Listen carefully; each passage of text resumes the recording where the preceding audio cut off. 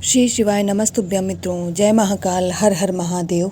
तो मित्रों, कैसे हैं आप सभी? आशा करते हैं आप सभी लोग बहुत अच्छे होंगे। मित्रों, आप सभी को पता है कि आज है 12 फरवरी और आज क्या है मित्रों? माघ की पूर्णिमा का बहुत ही विशेष दिन है मित्रों। आज के दिन स्नान दान करने का अपना अलग ही महत्व होता है। मैं जितना बताऊं उतना कम है, समझ लीजिए मित्रों। मैं इसके महत्व का बखान नहीं कर सकती, शब्द नहीं है मेरे पास। मैं बस इतना ही कहूँगी कि जो भी हमारे भाई बहन प्रयागराज नहीं जा पाए हैं, महाकुंभ में स्नान नहीं कर पाए हैं, तो वह लोग निराश न हों। आज के पूज्य गुरु जी द्वारा बताए हुए उपायों को करके वही पुण्य अपने घर पे भी पा सकते हैं जो आपको महाकुंभ में स्नान करके मिलने वाला था। मेरी बात समझ रहे हैं मित्रों? आज आप इन उपायों को करके स्नान दान करके उस पुण्य को प्राप्त कर सकते हैं। तो चलिए मित्रों, बात करते हैं अपने पहले उपाय की, जो कि है चंद्रोदय दीपक को बनाने वाला उपाय। इस दीपक को बनाने के लिए मित्रों आपको लेना है 1 चुटकी चावल, ज़्यादा नहीं, केवल और केवल 1 चुटकी अक्षत चावल के दाने ले लीजिएगा, जो कहीं से टूटे खंडित ना हो। इसके साथ ही मित्रों हमें लेना है मिट्टी का 1 दीपक। अगर आप आटे का बना ले रहे हैं तो बहुत अच्छी बात है, नहीं बना रहे हैं तो आप मिट्टी का 1 दीपक ले लीजिएगा। अब हम इसे भगवान चंद्रोदय के लिए अर्थात चौमुखी दीपक बनाएंगे। ठीक है मित्रों? तो चौमुखी दीपक बनाने के लिए आपको यहाँ पर आवश्यकता पड़ेगी 2 लंबी लंबी बातियों की। जी हाँ मित्रों, 2 इतनी लंबी लंबी बातियाँ इसमें डालेगा क्रॉस करके, जिससे यह 4 मुख वाली बन जाए। ऐसे ही तो बनाते हैं चौमुखी दीपक, है ना मित्रों? ना कि हमें 4 बत्तियां लगानी होती है, 2 लंबी वाली लगा के उसे 4 मुख का बना लेते हैं। अब मित्रों बाती तो हो गई, अब इसे हम प्रज्वलित किससे करेंगे उसकी बात करते हैं। देखिए मित्रों, हमें इसे प्रज्वलित करना है घी से, लेकिन बहुत सारे भाई बहन क्या करते हैं, थोड़ा सा घी डालते हैं।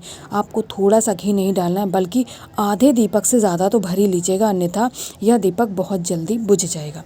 ये बात हो गई दीपक की। अब हमारा दीपक तैयार हो गया। आसन के लिए हमने चावल भी ले लिए। अब बात करते हैं आखिर हमें इसे जलाना कहाँ है। देखिए मित्रों, चंद्रोदय दीपक बनाया है तो जाहिर सी बात है हमें भगवान जो चंद्रमा जी की रोशनी में ही इसे प्रज्वलित करना है।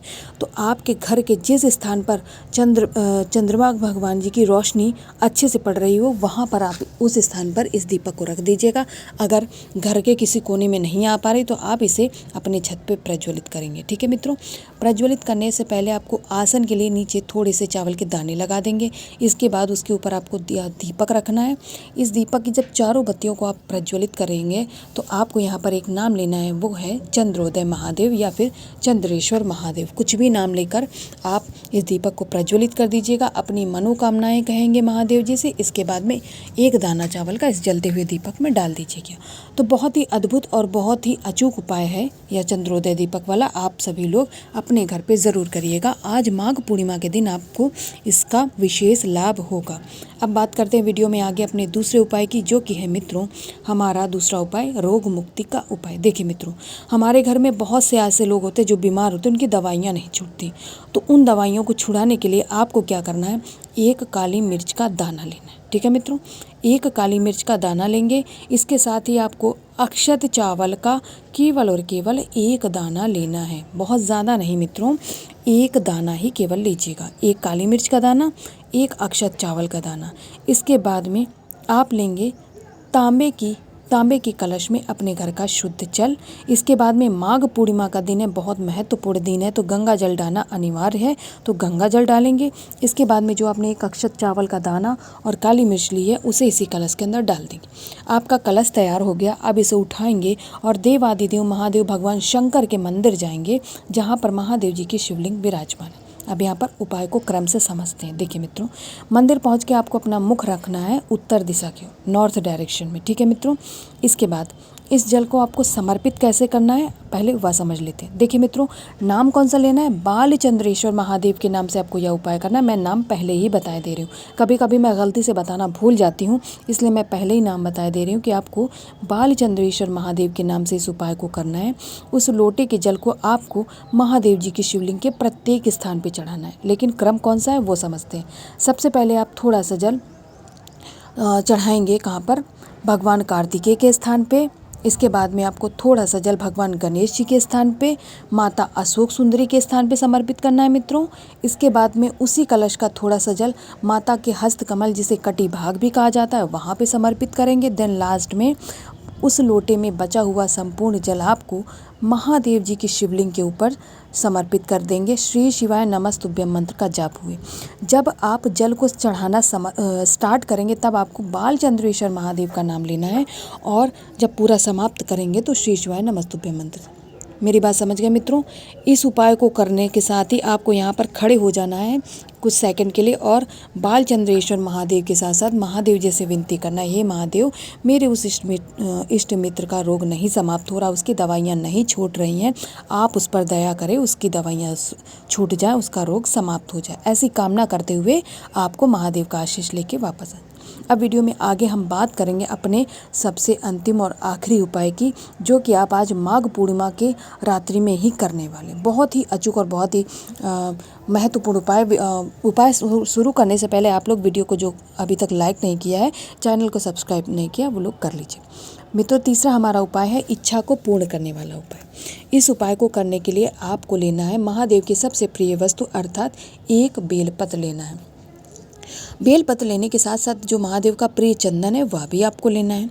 तो कौन सा प्रिय चंदन? आप सभी को बहुत अच्छे से पता है कि लाल चंदन ही महादेव जी का प्रिय चंदन। यहाँ पर आपको थोड़ा सा लाल चंदन ले लेना है। इसको आप जल या गंगा जल से इसका पेस्ट बना लीजिएगा। इसके साथ ही आपको मित्रों लेना है अक्षत चावल का दाना। जी हाँ मित्रों, आपको यहाँ पर अक्षत चावल के 2 दाने लेने, ठीक है। 2 दाने ले करके फिर जो आपने एक बेलपत्र ली है और जो आपने लाल चंदन का पेस्ट बनाया, उस लाल चंदन के पेस्ट की जो बेलपत्र की दोनों छोटी पत्तियाँ, उस पर आपको बिंदी लगा लेनी। मेरी बात समझ रहे हैं मित्रों? छोटी वाली पत्तियों पर आपको दोनों पर बिंदी लगा लेनी है और उसी के ऊपर एक एक चावल के दाने चिपका लेने।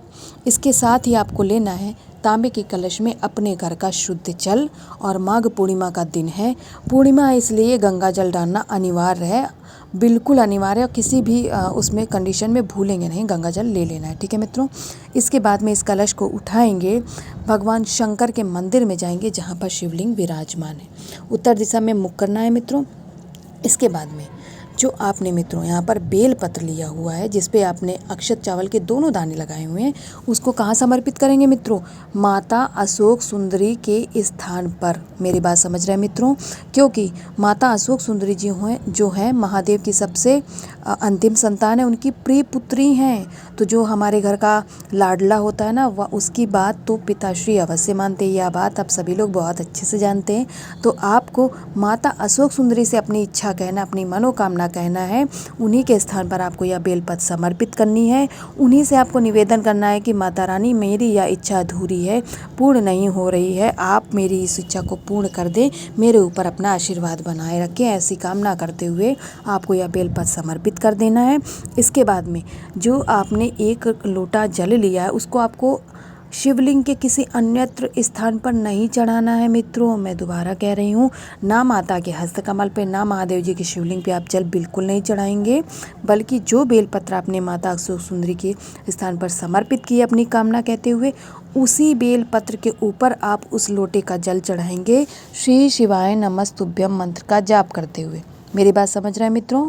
केवल और केवल इसी बेलपत्र के ऊपर आपको इस कलश का जल चढ़ाना है और अपनी मनोकामना कहने के बाद माता अशोक सुंदरी का साथ में महादेव का आशीष लेके आपको अपने घर पे आ जाना है। तो मित्रों, बहुत ही अचूक और बहुत ही अद्भुत उपाय हैं।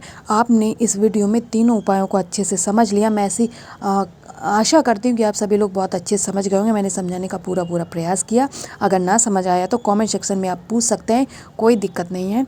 आप इन उपायों को ज़रूर करिएगा। महादेव जी का आशीष आप पर ऐसे ही बना रहेगा। श्री शिवाय नमस्तुभ्यम।